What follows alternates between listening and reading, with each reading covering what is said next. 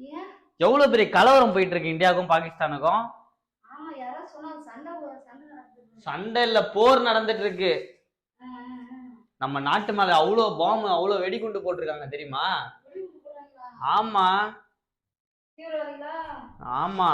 அதான் நான் யோசிச்சுட்டு இருக்கேன், பேசாம நம்ம சார்ஜ் எடுத்துக்கலாமான்னு யோசிக்கிறேன்.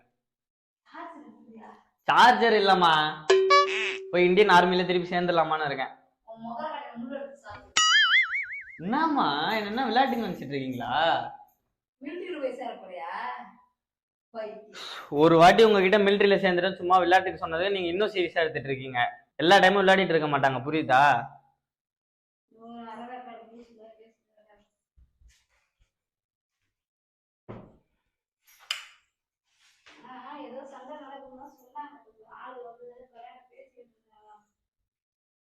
எதுக்கு சண்டை போடுறாங்கன்னே தெரியல.